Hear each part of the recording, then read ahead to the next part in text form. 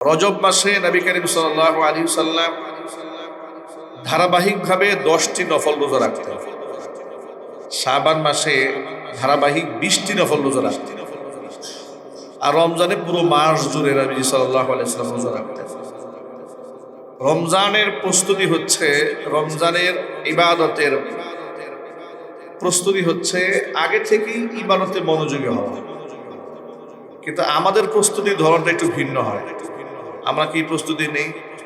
আগে থেকেই যে গুদামজাত করি, পেঁয়াজ, রসুন, আদা, এরপরে খেজুর, বুট, এগুলো আগে থেকেই এমনভাবে আমরা জমা করি সাধারণ মানুষের ক্রয় ক্ষমতার বাহিরে চলে যায়।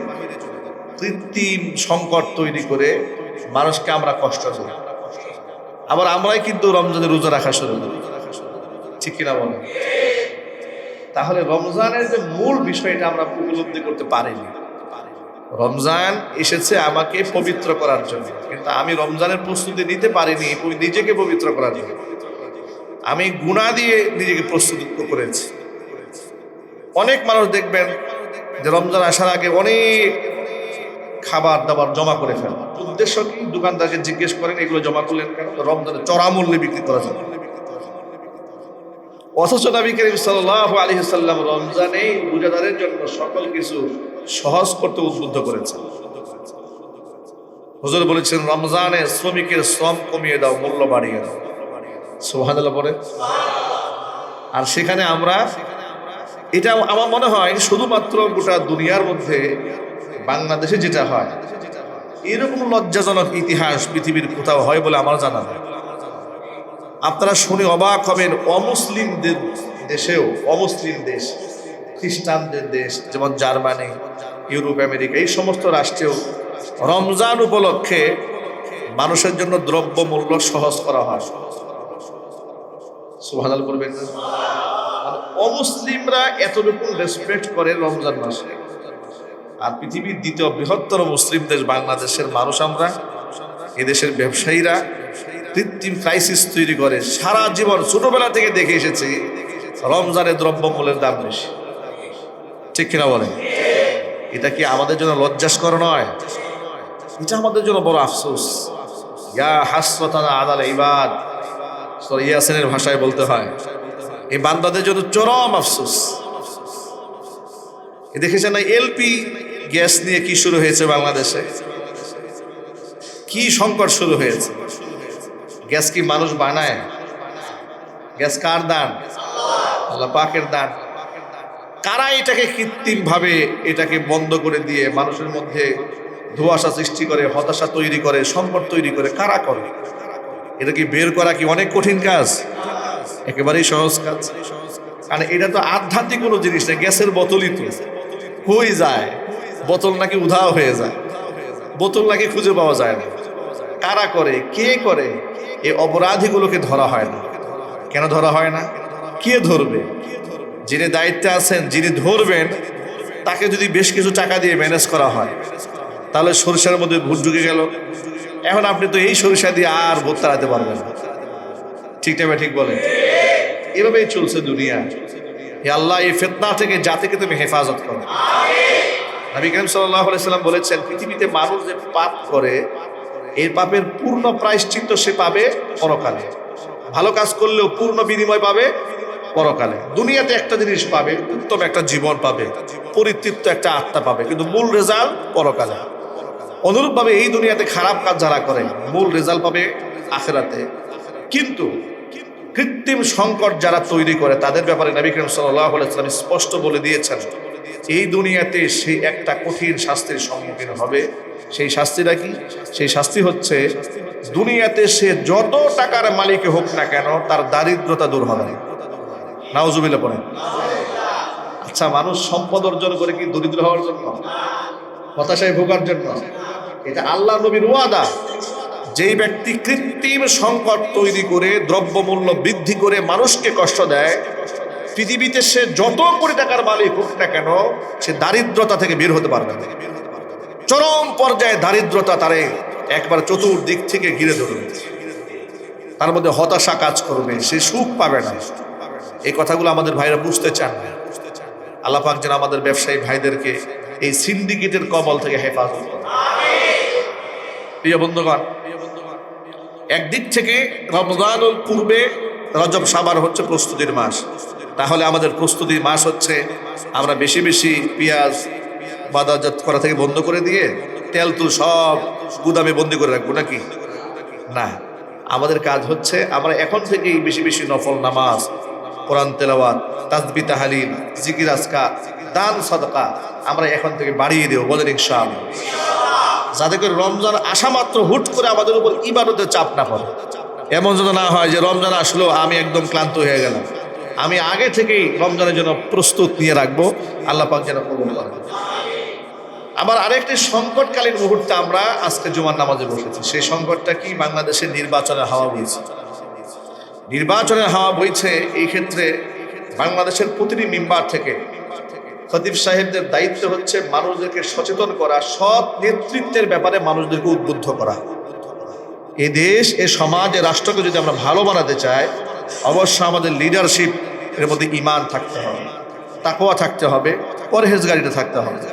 এমনকি যাদের পরকালে আল্লাহর কাছে জবাবদিহিতার ভয় আছে, এরকম নেতা যদি না হয়, বেনামাজি যদি নেতা হয়, এরপরে টেন্ডারবাজ নেতা, চান্দাবাজ নেতা, মিথ্যাবাদী নেতা, চরিত্রহীন নেতা, তো এই নেতা আপনি নেতৃত্বের আসনে বসালেন ভোট দিয়ে, ওর জীবনে যত আকাম করবে, যত কুকাম করবে, যত অপকর্ম করবে, সব কিছুর দায়ভার কিন্তু পার্সেন্টেজ আপনার আমলনামায় আনবে। এত সহজ না। ওই যে রাত্রে এসে 500 টাকা দিছে আর আপনি দিয়ে দিলেন ভোটটা, না, এত সহজ না। আপনি এত সহজ মনে করলেন বিষয়টাকে। ভোট হচ্ছে সমর্থন, ভোট হচ্ছে সুপারিশ। আপনি যে তাকে সমর্থন দিলেন, সুপারিশ করলেন, আপনার নির্বাচনে সেই ব্যক্তি এমপি হলেন, এরপরে রাষ্ট্রের টাকা, জনগণের টাকা তাসারুফ করা শুরু করুন। এই দায়ভার আপনাকে নিতে হবে না কি? আপনার কমন সেন্স কি বলে নিতে হবে না? সে ভালো করলেও আপনি ভালোটা পাবেন, সে খারাপ করলে আপনি অবশ্যই খারাপটাও পাবেন। এই জন্য কাকে সমর্থন দিচ্ছেন, সে কে, মার্কা দেখে সমর্থন দিবেন, সমর্থন দিবেন ব্যক্তি, সে কে। ঠিক তবে ঠিক কি দেখে দেবেন? ব্যক্তিটাকে, ব্যক্তি সৎ কিনা, ইমানদার কিনা, তাকওয়াবান কিনা, এটা আমার দেখতে হবে। শুধুমাত্র মার্কা দেখলে হবে না। মার্কা আপনার জান্নাত জাহান্নামের টিকিট দেবে না। মার্কা এই দেশের মধ্যে সফলতা বয়ে আনবে না। এদেশে আপনার নেতৃত্ব, আপনি কাকে দিবেন, কাকে ভোট দিচ্ছেন, কাকে নির্বাচন করছেন, সে কোন মাইন্ডেড, সে কি ইসলাম লালন করে কলিজায়, সে কি ইনসাফ অন্তরে পোষণ করে, তার আমল আখলাকে ইনসাফের গ্রাণ পাওয়া যায়, আপনি তাকে সমর্থন দেন। আমি কোনো স্পেসিফিক কোনো দলের কথা বললাম না, কারণ খতিব তো সকলের, ঠিক কিনা বলেন? খতিব সকলের, এই কোরআনটাও সকলের। কোরআন কার জন্য? জুড়ে বলুন না, কার জন্য? নাকি এখানে ভাগাভাগি আছে? আচ্ছা, কোরআনের নির্দেশনা কি সবাই মানবো তো ইনশাল্লাহ? আচ্ছা, ঠিক আছে। তাহলে আমি আমার পক্ষ থেকে কোনো ফতোয়া না দিয়ে আমি কোরআন থেকে কয়েকটা দিক নির্দেশনা দেব ইনশাল্লাহ। বলেন, কোনো মার্কার দিক নির্দেশনা আমি দেবো না। কোরআন যা বলেছে, আর কোরআন স্পেসিফিক কোনো ব্যক্তির কথা বলে নাই, কোরআন আমভাবে সকলের কথা বলেছে। দেখুন কোরআন কি বলে। কোরআন মাজিদ আল্লাহ রাব্বুল আলামিন সূরাতুল হজ্জের 41 নম্বর আয়াতে বলেন, আল্লাযীনা ইম্মাক্কান্নাহুম ফিল আরদি আকামুস সালাতা ওয়া আতাবুজ যাকাতা ওয়া আমারু বিল মা'রুফি ওয়া নাহাউ আনিল মুনকার ওয়ালিল্লাহি আকিবাতুল উমুর।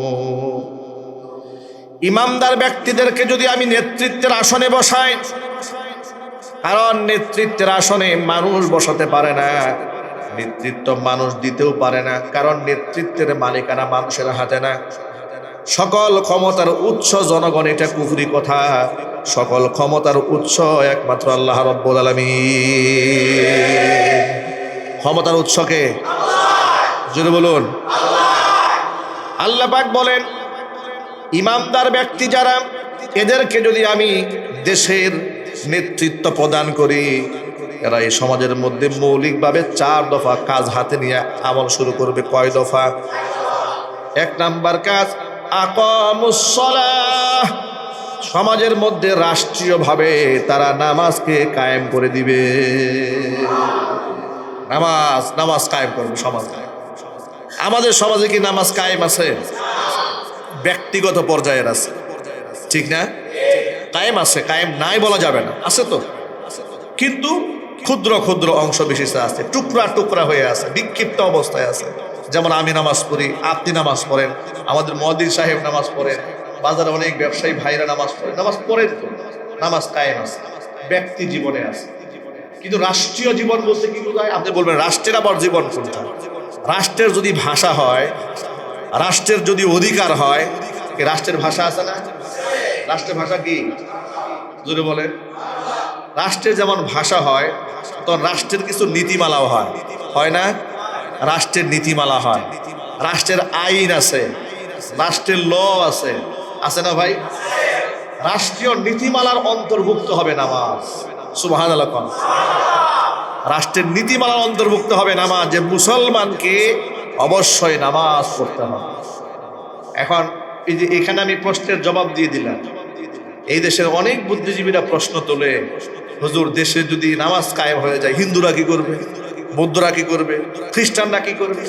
আরে বাবা, তোমার এটা নিয়ে মাথা ঘামানোর দরকার নাই।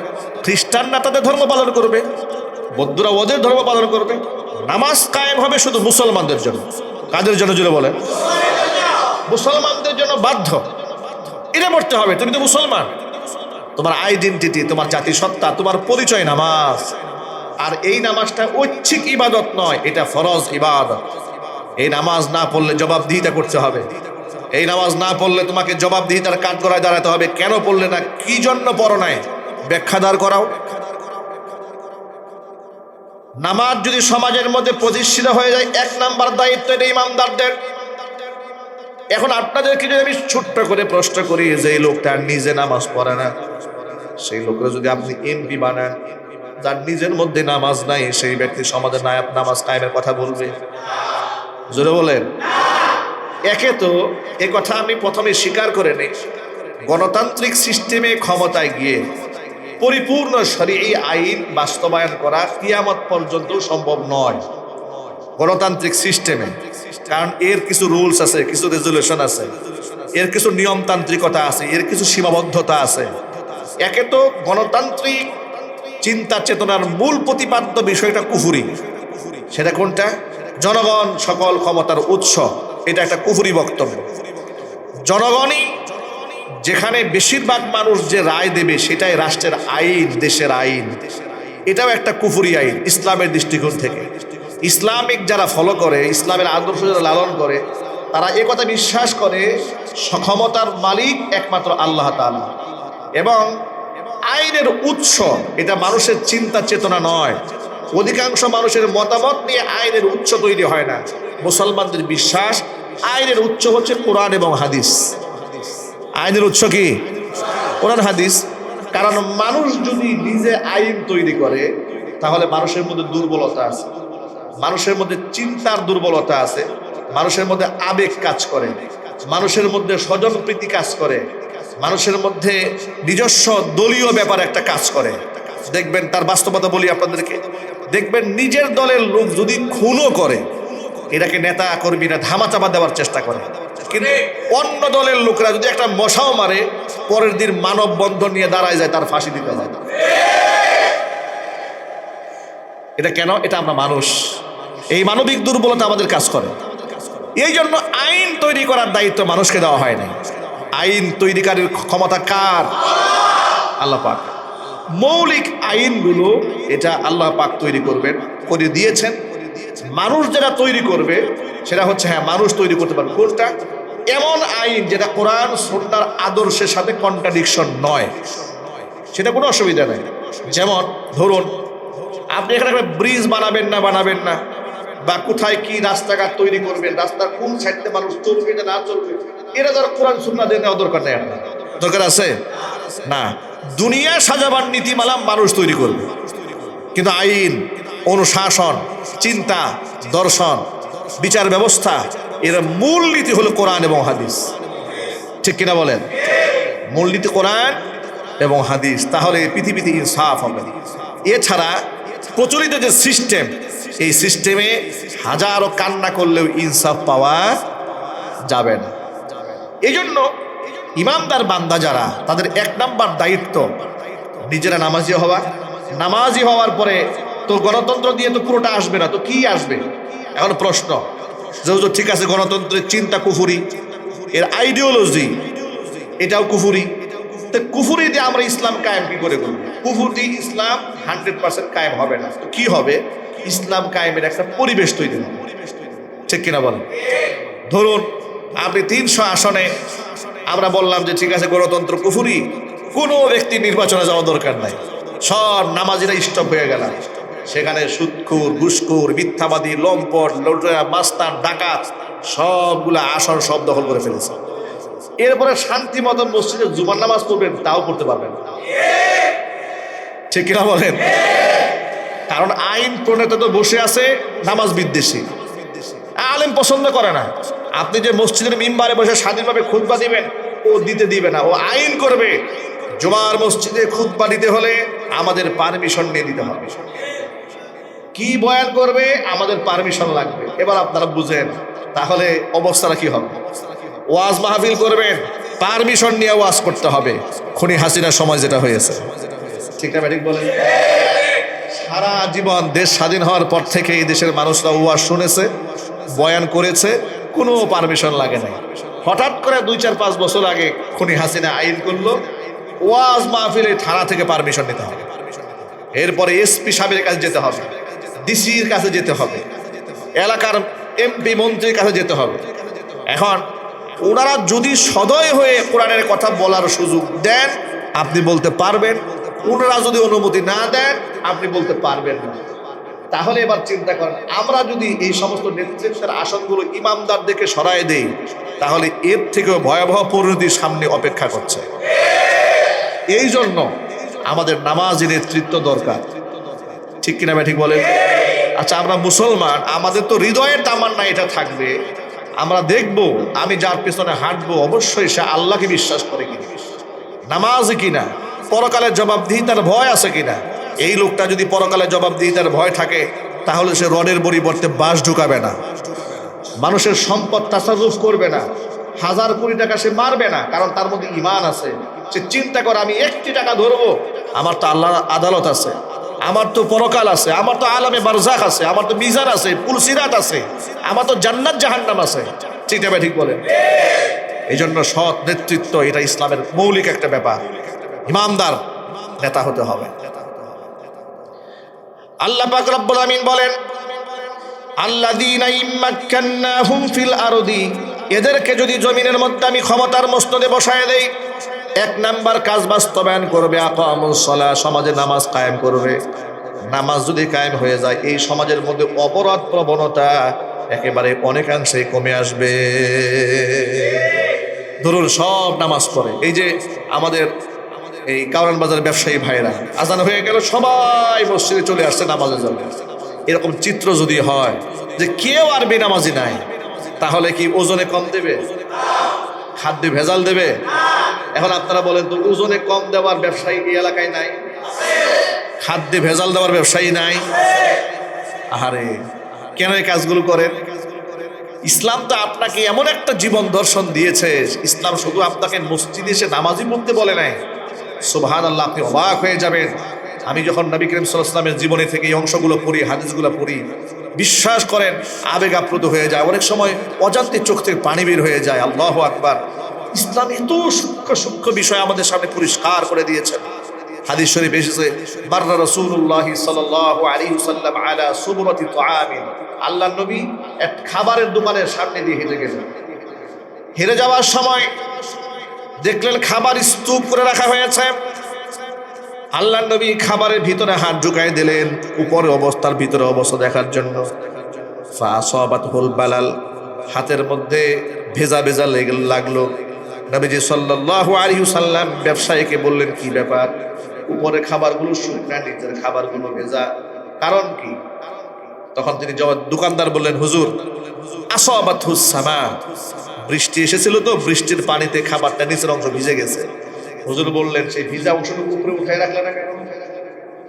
কাস্টমারকে তুমি যখন বস্তা ভরে দিয়ে দিবে, কাস্টমার যদি বুঝতে না পারে নিচের অংশ ভিজা আছে উপর অংশ শুকনা আছে, মনে রেখো মান গস্সা ফালাইসা মিন্নি, যেই ব্যক্তি মানুষকে এইভাবে ধোঁকা দেয় সেই ব্যক্তি আমি মুহাম্মদ সাল্লাল্লাহু আলাইহি ওয়াসাল্লামের উম্মতের অন্তর্ভুক্ত নয়। সুবহানাল্লাহ বলেন। ভাবতে পারেন ইসলাম কত সুন্দর জীবন ব্যবস্থা আপনাকে দিয়েছে, ইসলাম কত চমৎকার একটা জীবন ব্যবস্থা আপনাকে উপহার দিয়েছে।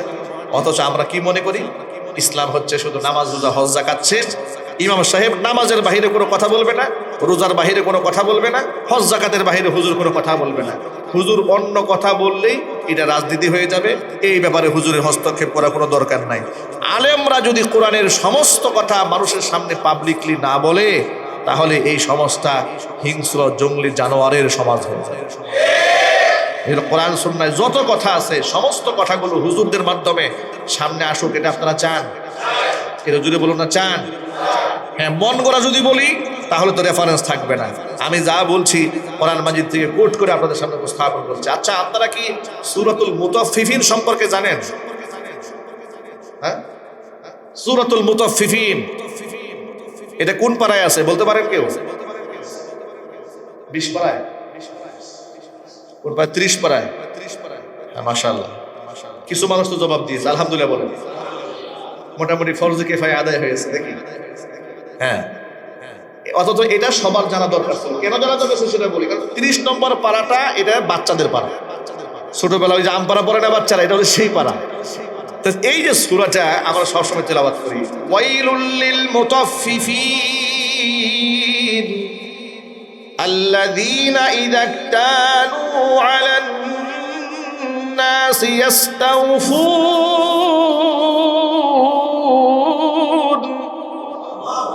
وَإِذَا كَالُوهُمْ أَوْ وَزَنُوهُمْ يُخْسِرُونَ। আল্লাহ পাক কি বলেন আয়াতে?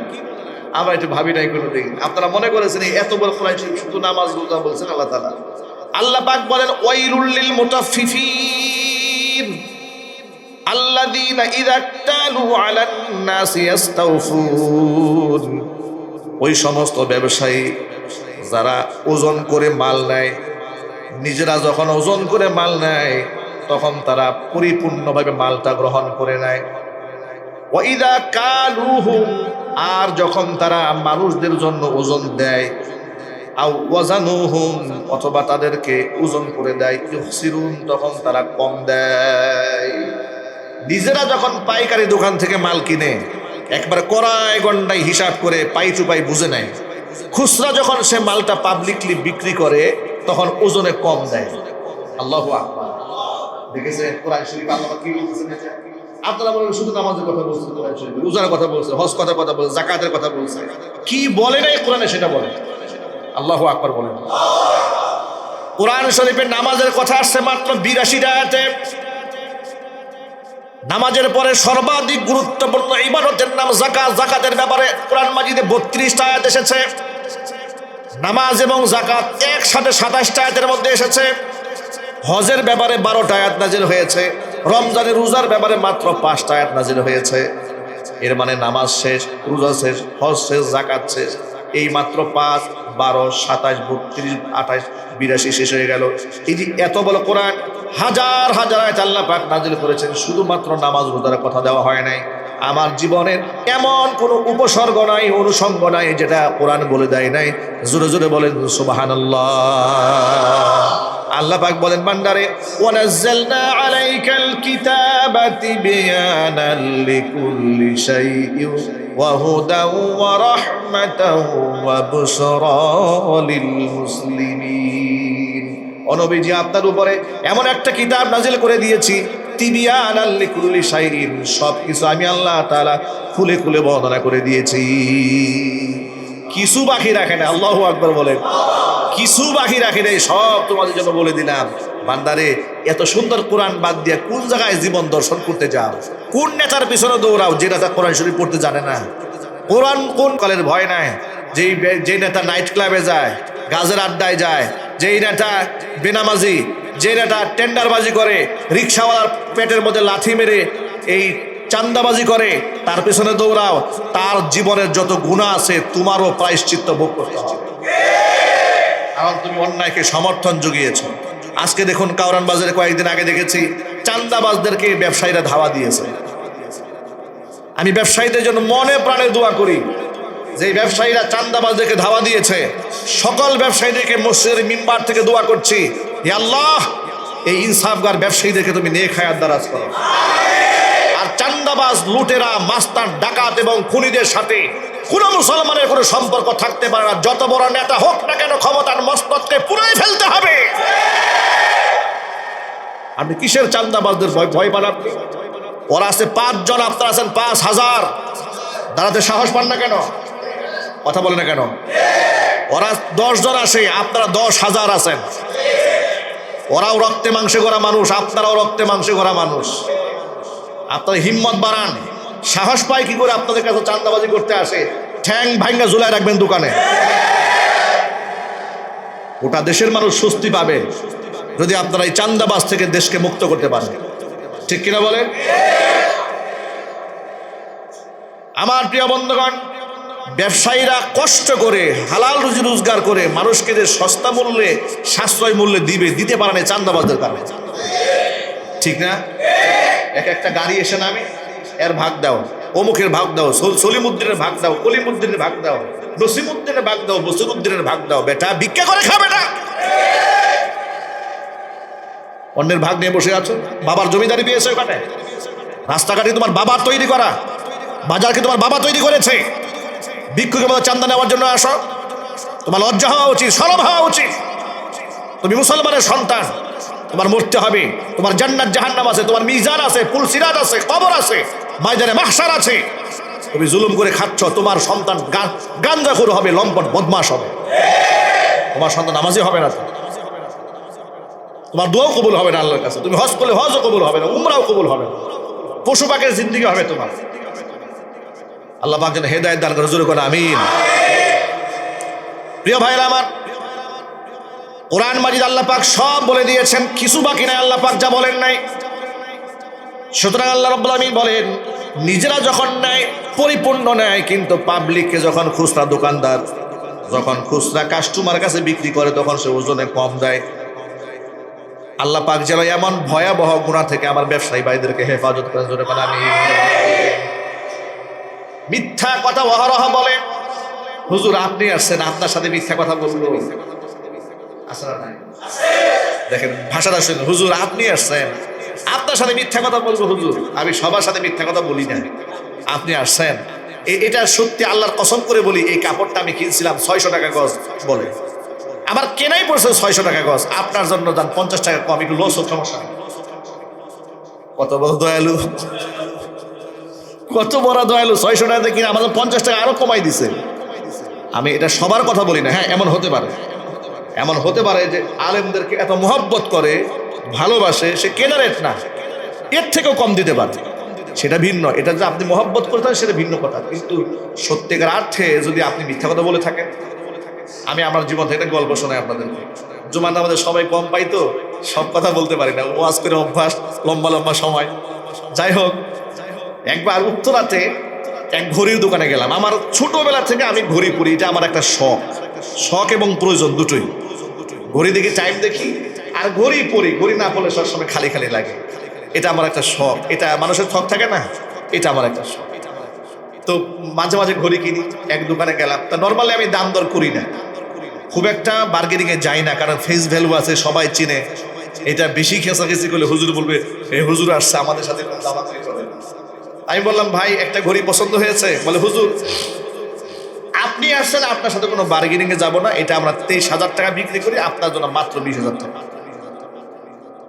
আমি চিন্তা করলাম ঘড়িটা সুন্দর দেখতে, আর উনি এত করে বলছে, হুজুর আমাকে ফিক্সড প্রাইস থেকে 3,000 টাকা কমাই দিয়েছে, অসুবিধা নেই। আমি টাকা দিয়ে ঘড়িটা নিয়ে নিচ্ছি।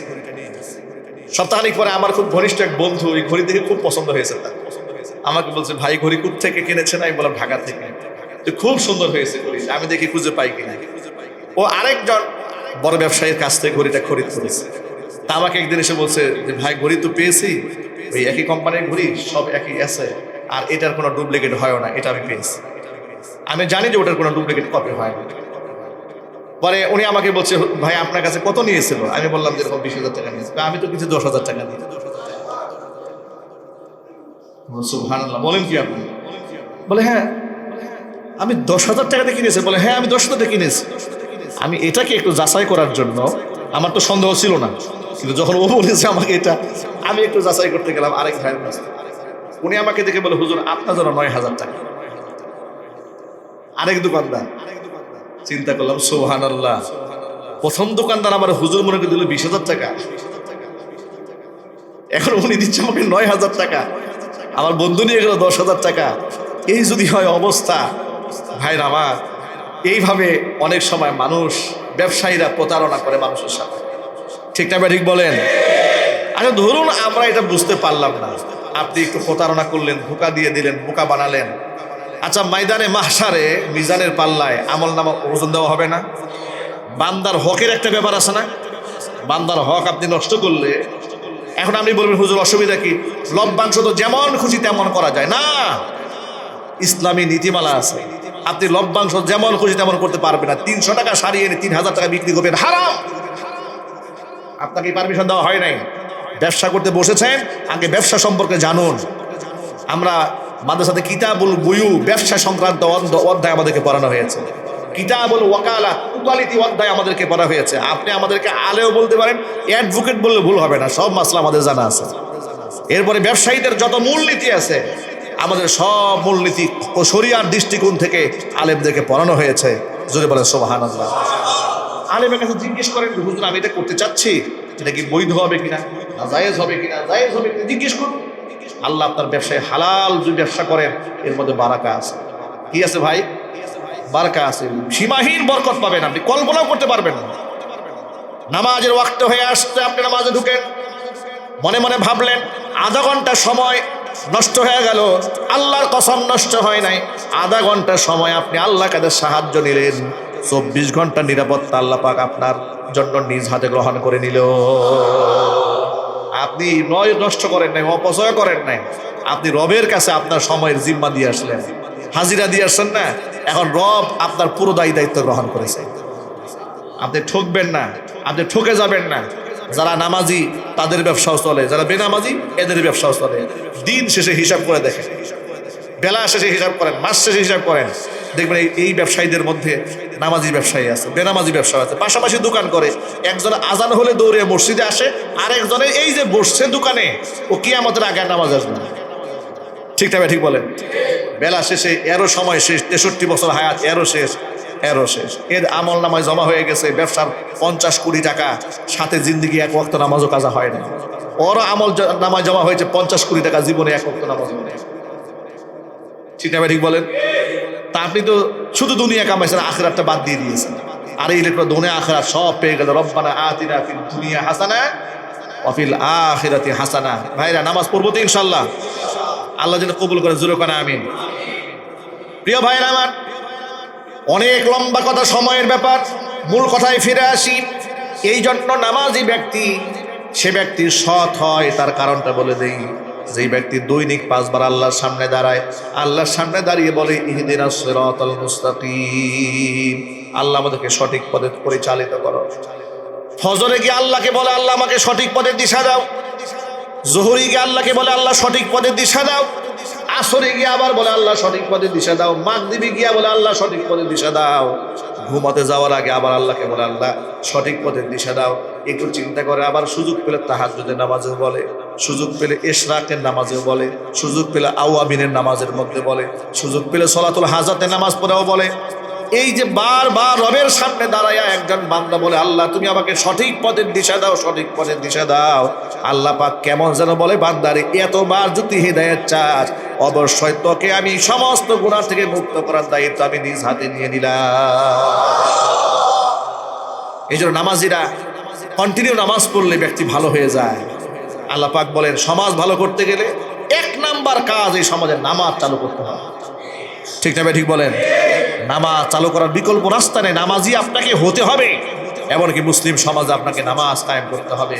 মহান আল্লাহ রাব্বুল আলামিন আমাদেরকে আমল করার তৌফিক দান করেন। আর এই নামাজটা বাধ্যতামূলক, এটা ঐচ্ছিক না। শরীয়তের এই যে দায়িত্বটা, এটা ঐচ্ছিক না, পড়লে পড়লো, না পড়লে না পড়লো। নবী করিম সাল্লাল্লাহু আলাইহি ওয়াসাল্লাম কোনো মুসল্লি নামাজে না আসলে খবর নিতেন, কেন আসে নাই, জবাব দিয়ে এটা করতে হতো, কেন আসে নাই বলো, জোহরে দেখলাম না তোমাকে, আসরে দেখি নাই, মাগরিবি দেখলাম না, ইশায় দেখলাম না, কারণটা কি, জবাব দাও। সাহাবীদের সামনে কথা বলতে হতো। নবী করিম সাল্লাল্লাহু আলাইহি ওয়াসাল্লাম একদিন দেখলেন সাবিত ইবনুল কায়েস রাদিয়াল্লাহু তাআলা আনহু নামাজে অনুপস্থিত। হুজুর জিজ্ঞেস করেন, ও সাহাবীরা, সাবিত ইবনে কায়েস কি অসুস্থ, নামাজে দেখি না তারে? সাহাবায়ে কেরামের মধ্যে একজন ছিল সাদ বিন মুআজ রাদিয়াল্লাহু তাআলা আনহু, তিনি দাঁড়িয়ে গেলেন, ইয়া রাসূলুল্লাহ, আমি সাবিত ইবনে কায়েসের বাড়ি চিনি, এমনকি সে অসুস্থ না এটাও আমি জানি, তো নামাজে কেন আসে না, এটা খোঁজ খবর লাগাও তো। সাবিত ইবনে কায়েসের বাড়ি চলে গেল সাদ বিন মুআজ, গিয়া দেখে ঘরের মধ্যে মাথা নিচু করে বসে আছে। ডেকে বললে, সাবিত, নামাজে যাও না কেন, আল্লাহর নবী তোমাকে তলব করেছেন। সাবিত ইবনে কায়েস জবাব দিয়ে বলেন, আমার তো মনে হয় আমি জাহান্নামী হয়ে গেছি, আমি ধ্বংস হয়ে গেছি, লজ্জায় রাসূলের সামনে আমি যাই না। কেন তোমার এমন মনে হচ্ছে, কারণটা কি? তিনি বলেন, সূরাতুল হুজরাতের 2 নম্বর আয়াত আল্লাহ পাক নাযিল করেছেন, যেখানে আল্লাহ পাক বলে দিয়েছেন, আল্লাহ নবীর দরবারে যদি কেউ উচ্চ আওয়াজে কথা বলে, স্বর্গ যদি হয়, নবীর কণ্ঠের আওয়াজের উপর যদি কণ্ঠের আওয়াজ উঁচা হয়ে যায়, তাহলে আমলনামা বরবাদ হয়ে যায়। আমার তো জন্মগত ফিতরাতান কণ্ঠের আওয়াজ উঁচা, বিগত জীবনে নবীজির দরবারে কত কথাই না আমি উঁচু করে বলে ফেলেছি, আমার তো মনে হয় আমি জাহান্নামী হয়ে গেছে, আমার সব আমলনামা বরবাদ হয়ে গেছে, আমি লজ্জায় ভয়ে নবীর সামনে যেতে সাহস পাই না। আল্লাহ নবীর কাছে গিয়ে ঘটনার বিবরণ দেওয়া হলো। আল্লাহ নবী ঘটনার বিবরণ শোনার পরে আবার সাদ বিন মুআজকে সাবিত ইবনে কায়েসের বাড়িতে পাঠিয়ে দিলেন, আর বলে দিলেন, যাও তারে গিয়ে বলো, আল্লাহ নবী সাক্ষী দিয়েছেন, অবশ্যই তুমি আল্লাহর জান্নাতি। আল্লাহু আকবার। ভাইরা আমার, এক ওয়াক্ত নামাজে না আসলে নবী সাল্লাল্লাহু আলাইহি ওয়াসাল্লাম তলব করতেন, কেন পড়ো নাই, জবাব দাও, খোঁজ খবর নিতেন। এই জন্য 1 নম্বর দায়িত্ব হচ্ছে, আগামী নির্বাচনে আমরা যাদেরকে সিলেক্ট করব, তারা অবশ্যই নামাজি হতে হবে। বলেন ইনশাআল্লাহ। আমরা মার্কা দেখবো না, ব্যক্তি দেখবো। কি দেখবো বলেন? সে ব্যক্তি নামাজি কিনা, তার মধ্যে আল্লাহর ভয় আছে কিনা, সে সৎ কিনা, ইমানদার কিনা। তাকে যদি দায়িত্ব দেই, তাহলে সে মানুষের অধিকার নষ্ট করবে কিনা। যদি দেখেন যে না, অধিকার নষ্ট করবে না, মানুষের পাশে গিয়ে দাঁড়াবে, মানুষের প্রতি দরদ আছে, ভালোবাসা আছে, মহব্বত আছে, এই সমাজ সুন্দর করতে পারবে, সেই যোগ্যতা তার আছে, আপনি তারা সাপোর্ট দেন। এটাই ইসলাম, এটাই ইসলামের নীতিমালা। এই দায়িত্ব কোরআন আপনাকে দিয়েছে। আল্লাহ পাক যেন দায়িত্বগুলো পালন করার তৌফিক দান করেন। আর বাকি কথাগুলো ইনশাল্লাহ, কথা কিন্তু শেষ হয় নাই। দায়িত্ব তো 4টা পালন করবেন, মাত্র একটা নামাজের ব্যাপারে সাময়িক বললাম, বাকি কথা আগামী জুমায় ইনশাল্লাহ আলোচনা হবে। যথাসময়ে আপনারা চলে আসবেন, আমরাও আসবো ইনশাআল্লাহ। আল্লাহ পাক কবুল করেন, মঞ্জুর করেন, আমিন। ওয়া আখিরু দাওয়ানা আনিল হামদুলিল্লাহি রাব্বিল আলামিন। ক্বাবলা আল জুমআ 4 রাকাত সুন্নাত